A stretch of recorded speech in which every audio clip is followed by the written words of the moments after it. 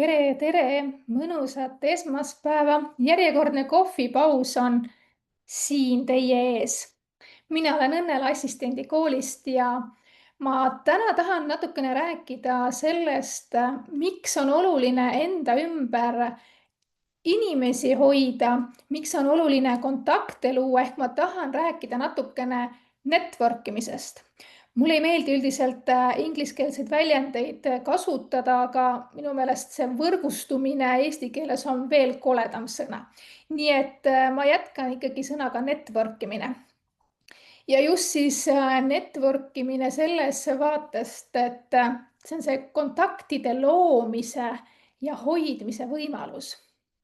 Ja võib-olla tihti me mõtleme seda, et network imine on justkui niisugune äriline pool rohkem, et ma käin ja network'in ja räägin siis oma ärist, aga tegelikult see ei ole mitte ainult äriline pool, vaid ka see on just seesama, kus sa saad avada enda inimlikkust, sa saad võib-olla kasvule suunatud mõtteid, mis sind edasi aitavad. Ja meie ümber olevad inimesed tegelikult, tahad sa või mitte, ikkagi mõjutavad meie valikuid, meie mõtteid ja isegi meie enesehinnangut. Enesehinnangust ma olen siin mõned korrad ka rääkinud.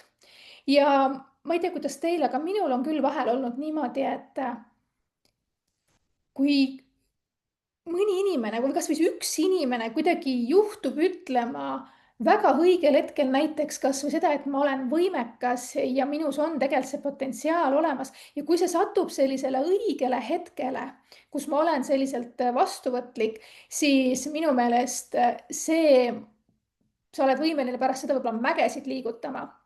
Ja see, kui sa saad selle toetuse, siis sellel võib olla niisugune väga suur mõju.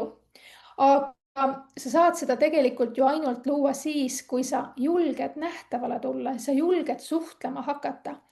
Me virtuaalsete assistentidena tegelikult kipume võib-olla peitma ennast siia arvutiekraani taha ja mõtleme, et me ei tahagi kohtuda kellegagi, siis ikkagi tasuks seda teha, sest sa saad sealt nii palju energiat. Ja see ongi see koht tegelikult, kus sa lähed ja räägid iseendast päriselt ja lood seda usaldusväärsust. Jah, ma mõistan, et me võib-olla ei taha tunduda pealesuruvad või äkki ma ei oska piisavalt hästi rääkida. Aga silmast silma vestlusel tegelikult ei peagi olema ideaalne, sest et me räägime, kaks inimest räägivad omavahel tavapärast vestlust. Piisabki tegelikult sellest, kui sa oled sina ise. Ja sellised üritused ja sellised keskkonnad, kus on mastermindid, väljakutsed, erinevad festivalid, sündmused, kogukonnaüritused, kus on inimestel rohkem aega, siis sul ongi võimalik seal hästi palju tegelikult rääkida ja ennast avada. Ja sa saadki rääkida sellest, et miks see, mida sa teed, võib-olla on oluline, milline inimene sa oled, mis on sinu väärtused ja võib-olla ka sellest, et kuidas sa saad teistele abi pakkuda. Ja ära võta seda kui enda reklaamimist, see on lihtsalt see, et sa jagad teistele inimestele seda, millega sa tegeled, mis paneb sinu silma särama, mis toob naeratuse näole. Ja kui sa seda teed siiralt, siis tegelikult seal tekibki side, sa jääd meelde. Ja ma olen ka varem öelnud tegelikult, et inimesed ei otsi neid tiitleid või täiuslikku eneseturundust. Nad otsivad tegelikult inimest, kellega nad saavad päriselt suhelda, koostööd teha ja eelkõige kellele nad saavad toetuda. Sellepärast ongi väga oluline leida neid hetki ja luua neid suhteid ja rääkida sellest, kes sa oled ja mida sa saad pakkuda. Ja nende network imiste juures ei tohi ka ära unustada seda, et ma arvan, et peaaegu iga uus tutvus võib tuua sulle uued võimalused. Võib-olla kui see inimene, kellega sa räägid, parasjagu ei ole see inimene, kes võib-olla sinuga asub koostööle või sinuga tihedamalt suhtlust edasi loob, siis tema võib-olla teab sinust edasi rääkima.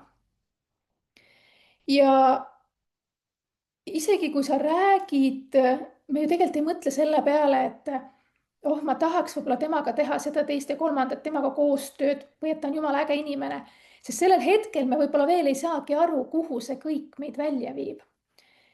Aga iga vestlus, iga silmside ja tegelikult iga naeratus võib olla see pisike seeme, see pisike idanema hakkav seeme koostöödeks, inspiratsiooniks ja sealt võivad sündida ka elu muutvad otsused.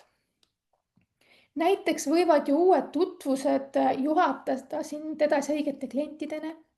Võib-olla keegi jagab sinuga oma kogemust või tööriistu, mida tema kasutab, mis aitavad ka tegelikult sinu enda tööd sujuvamaks muuta.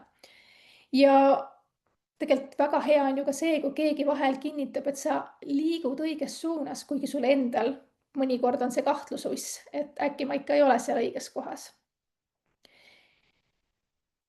Ja tegelikult üks väike asi on see, kui ta loob lihtsalt sinus hea tunde, mis aitab sul järgmised päevad, nädalad ja võib-olla ka kuud oluliselt rohkem särada. Kui me lubame endale uusi inimesi ellu, siis me lubame tegelikult endale ka uusi võimalusi. Ja siin ei tasu mõelda selle peale, et mul peaks nüüd tulema väga-väga suur läbimurre, et muidu sellel ei ole mõtet.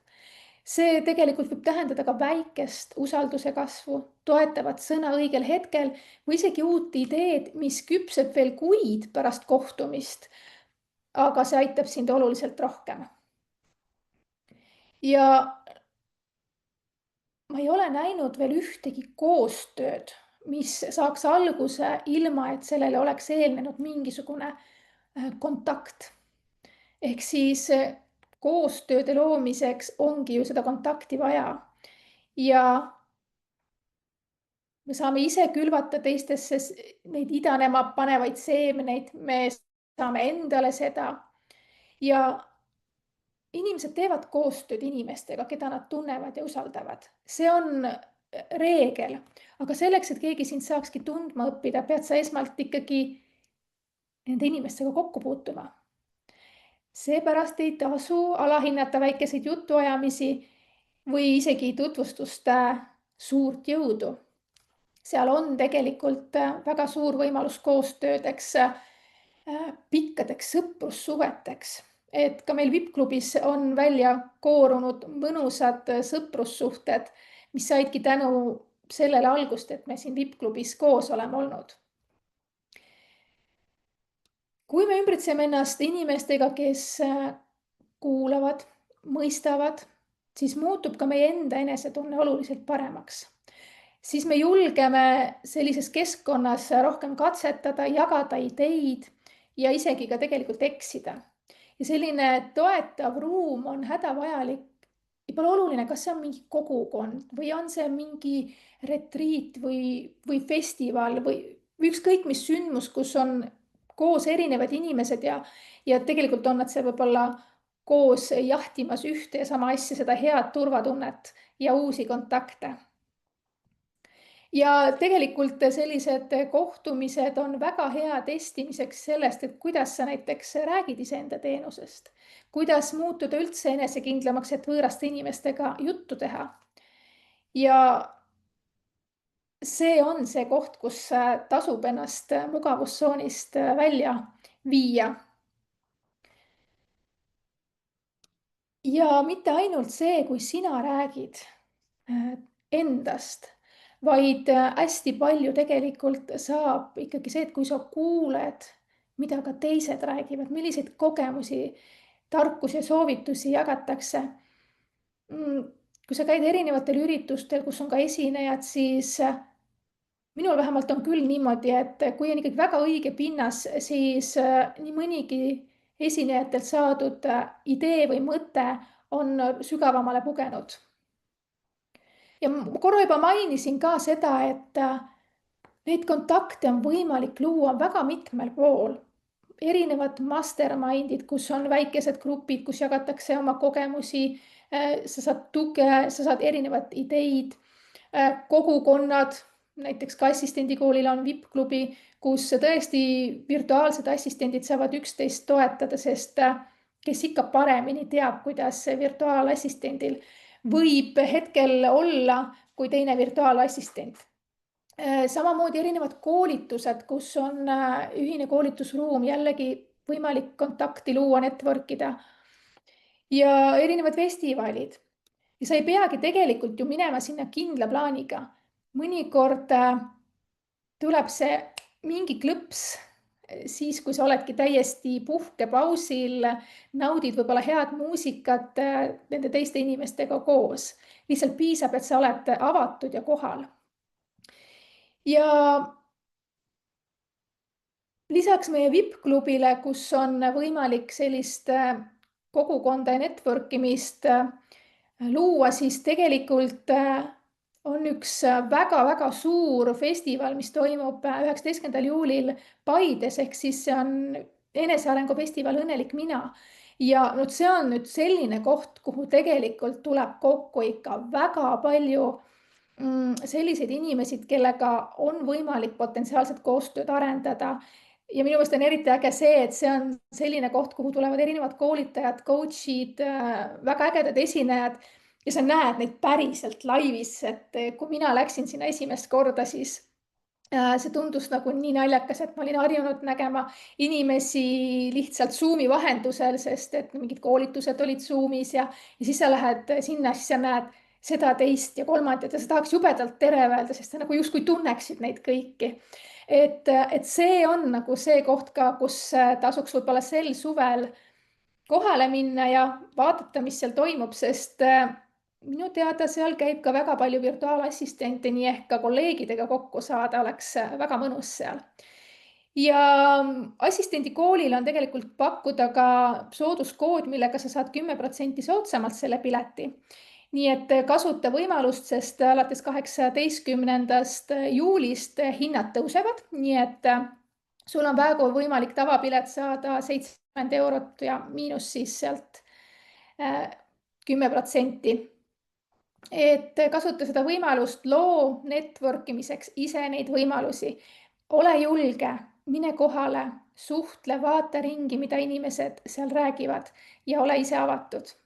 Vot sellised mõtted minul network imise teemal, sest ütlen ausalt, ka minul on olnud see suur samm eneseületuseks, et minnagi päriselt kohale ja päriselt võõraste inimestega suhelda. Ja mida mina veel olen kasutanud, on see, et ma teadlikult istun võõraste inimestega siis ühte lauda või olen seal ühes kuskil seltskonnas, sõltuvalt siis üritusest, et pannagi ennast mugavustsoonist välja ja leidagi neid uusi tutvusi, sest mitte kunagi ei tea ju, kus keegi saab meid aidata või meie saame kedagi aidata. Nii et mõelge selle peale, võtke endale tööriistakasti järgmine tööriist ehk siis network imine. See on hea koht, kus saate harjutada, suhteid luua ja lihtsalt mõnusalt ka aega veeta. Aitäh, et sa olid täna siin. Kohtume järgmisel kohvipausil. Tšau!